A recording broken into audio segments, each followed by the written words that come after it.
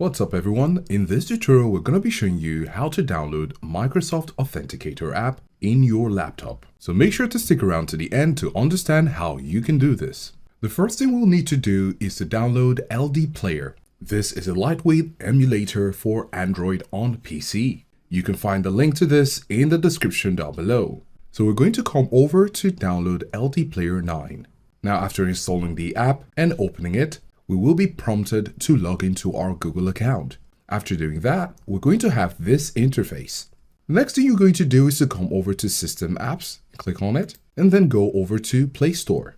And right here in the search bar, we're going to search for Microsoft Authenticator.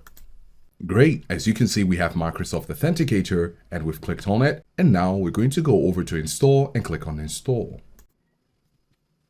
Great, and now we have our Microsoft Authenticator app downloaded and installed on our laptop. Let us know if this was helpful, and thanks for watching.